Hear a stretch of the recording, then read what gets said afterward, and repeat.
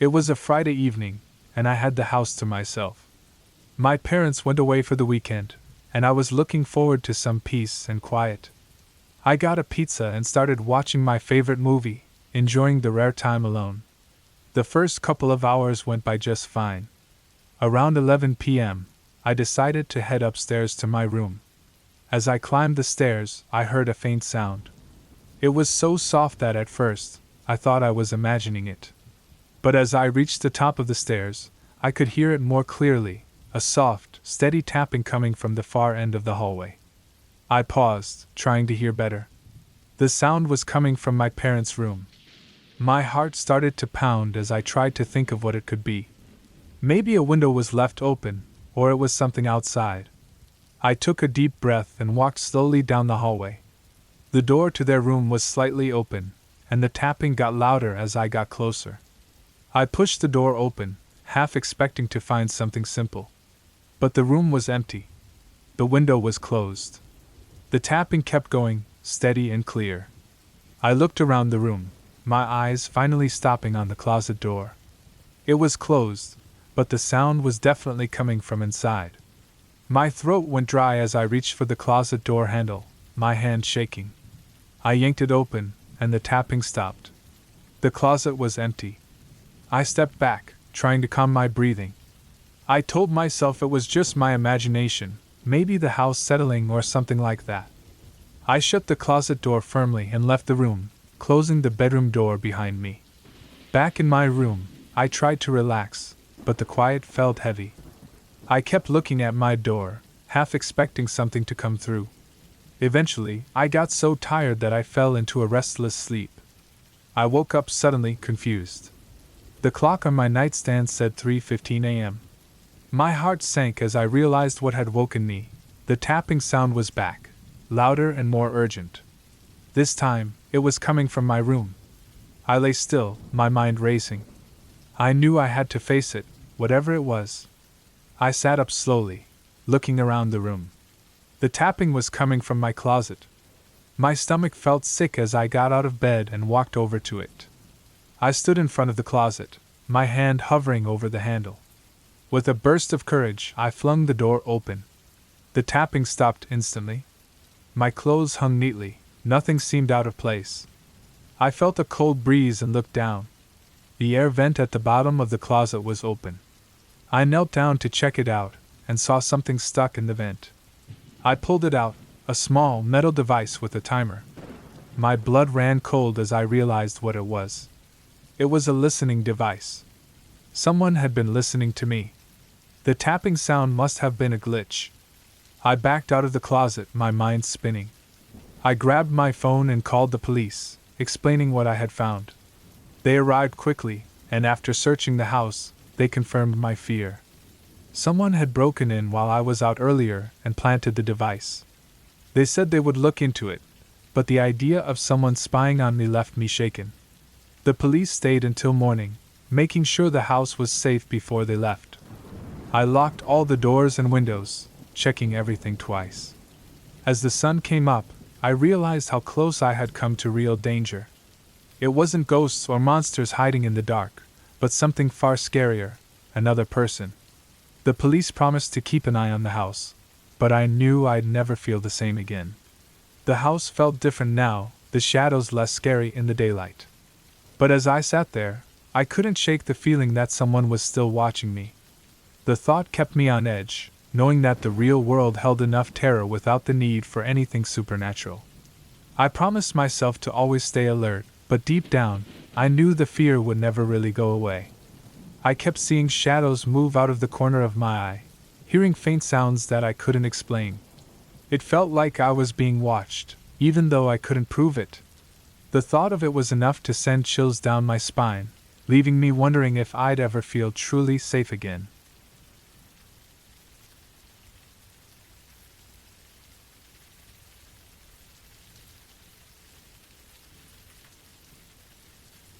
I was home alone, enjoying a rare evening to myself. The house was quiet, almost too quiet, but I didn't mind. I planned to watch a movie and maybe order some takeout. It was 8 p.m., and I settled on the couch with a bowl of popcorn. The movie started, and I felt relaxed. Halfway through, I heard a faint thud. I paused the movie and listened. Nothing. I shrugged it off as the house settling. I started the movie again but couldn't shake off the strange feeling that something was off. The house felt different. The sound came again, louder this time. It was coming from upstairs. My heart pounded as I thought about checking it out. Grabbing my phone, I called my neighbor, but it went straight to voicemail.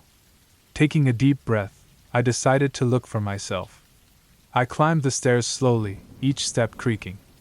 At the top, I noticed the attic door slightly open. That was weird. I hadn't been up there in months. The air felt colder. I pushed the door open with a shaky hand and looked into the dark attic. Nothing seemed out of place. I was about to close the door when I saw them, footprints on the dusty floor, leading deeper into the attic. My heart raced. I followed the prints, feeling exposed. They led to a corner where an old trunk sat, something I hadn't noticed before. The lid was slightly open. I lifted it and found old clothes and papers. As I went through them, I found a small, locked box. It was heavy and made of metal. I carried it downstairs and set it on the kitchen table. Using a screwdriver, I pried it open. Inside were photographs, old and yellowed. They were of my house but decades old. One photo stood out, a family portrait taken in my living room. The people looked serious, and the date on the back was 1973. As I looked at the pictures, I heard the front door open. My heart leapt, but it was just the wind. I tried to calm down, thinking through what happened. Why would someone break in just to leave these clues? It didn't make sense. Suddenly, my phone chimed. It was a notification from a local news app. Escaped convict in the area, be vigilant. My blood ran cold. I checked all the locks again, making sure everything was secure. I decided to sleep in the living room, keeping my phone and a kitchen knife close. As I lay there, every creak and groan of the house kept me on edge. Sleep wouldn't come, my mind racing. Morning came, and I felt a bit better. I called the police and explained the footprints and the photos. They arrived quickly and checked the attic and the box. They found no one, but the officer's words were chilling. We'll increase patrols. Be careful. A few days later, the news reported the capture of the convict, found hiding in a house just 2 blocks away. I couldn't shake the feeling that I had narrowly escaped something terrible. Life went back to normal, but I never felt truly alone in that house again. Every time I walked past the attic, a shiver ran down my spine, a constant reminder of that night. And sometimes, late at night, I still hear those footsteps in the attic, making me wonder if I ever truly was alone.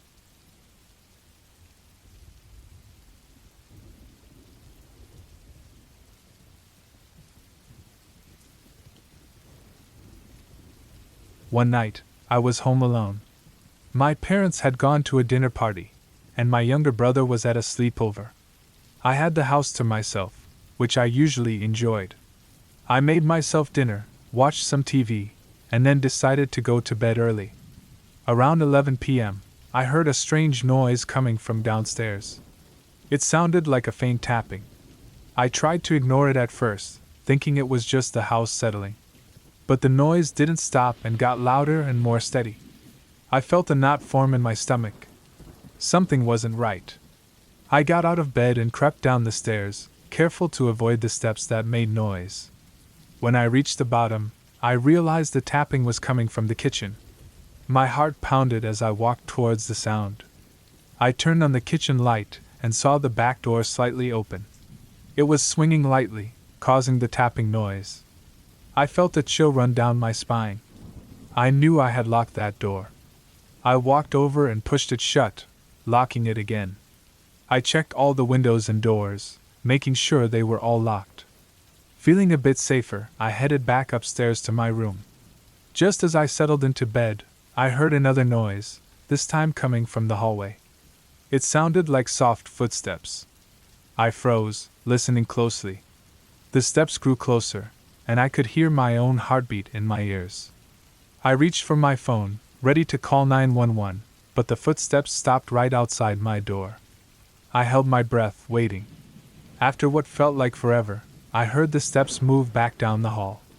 I quickly locked my bedroom door and called the police, whispering into the phone as I explained what was happening. They told me to stay put and wait for them to arrive. 10 minutes later, I heard sirens in the distance. The footsteps outside my door started again, this time more hurried. I heard a loud crash, then silence. The police arrived, bursting through the front door and calling out for me. I unlocked my bedroom door and ran to them, relieved to see their uniforms. They searched the house and found no one inside. However, they did find signs of forced entry at the back door and some of my parents' valuables missing.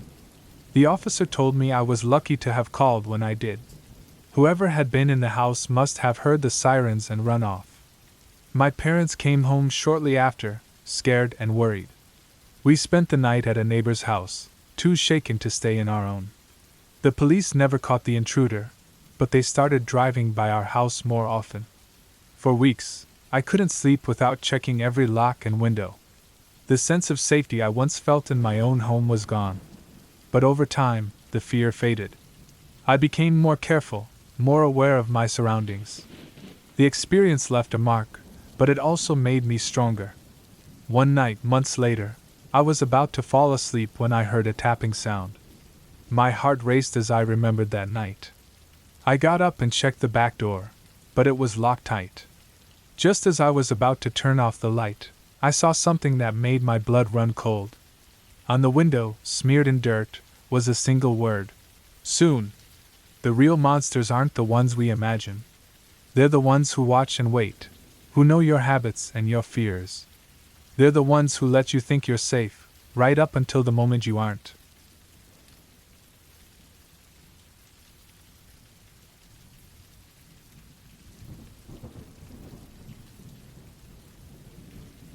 I never liked being home alone, but that night, I had no choice.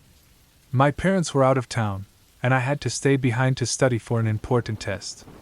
I told myself it was just another night, nothing special. The house was quiet, almost too quiet. I tried to focus on my books, but every little sound made me jump. The creaking of the floors, the ticking of the clock, even the hum of the fridge seemed louder than usual.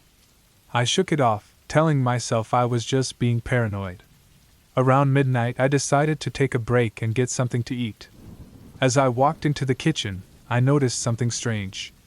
The back door was slightly open. I clearly remembered locking it before I went to my room. My heart started to race, but I told myself it was just the wind. I closed the door and made sure it was locked. I went back to my room and tried to study, but I couldn't shake the feeling that something was wrong. I kept hearing faint noises from downstairs. I told myself it was just the house making noises, but deep down, I knew that wasn't true. I grabbed my phone and opened the security app connected to the cameras we had around the house. The live feed showed nothing unusual at first. I checked the front porch, the driveway, and the backyard. Then I switched to the camera inside the living room. My blood ran cold. There, in the corner of the screen, I saw a shadow move. It was quick, almost impossible to see, but it was there. Someone was in the house. I started to panic. I didn't know what to do. I thought about calling the police. But what if it was nothing? What if I was just imagining it? But then I heard it, clear as day, the sound of footsteps coming up the stairs. I grabbed the heaviest thing I could find, a metal trophy I won years ago, and hid in my closet. I tried to steady my breathing, listening carefully. The footsteps grew closer and closer until they stopped right outside my door. I could see the shadow under the door, and I prayed they wouldn't come in. After what felt like forever, the footsteps moved away. I waited for a few minutes, then slowly stepped out of the closet. My hands were shaking as I crept to the door and slowly opened it. The hallway was empty. I needed to get out of the house. I quietly made my way downstairs, avoiding the spots I knew would make noise. When I reached the front door, I hesitated. What if the intruder was still inside? But I had no choice. I unlocked the door as quietly as I could and slipped outside. I ran to the neighbor's house and banged on the door until they answered. Out of breath and terrified, I explained what happened. They called the police, who arrived within minutes. They searched the house but found no one. There was no sign of forced entry, and nothing seemed to be missing. The police told me it was probably just a squatter or someone looking for an easy target. They reassured me that they would keep an eye on the neighborhood. My parents came home the next day, and we added extra security measures. I never found out who was in the house that night, but the experience stayed with me. I learned to trust my instincts and always be cautious. A few weeks later, as I was getting ready for bed, I glanced at the security app out of habit. My heart stopped when I saw it, a shadowy figure standing in the corner of my room, just out of view of the camera. I spun around, but there was no one there. I didn't sleep at all that night. Now, every creak and whisper in the dark fills me with dread. Because deep down, I know they're still out there, watching, waiting for the right moment.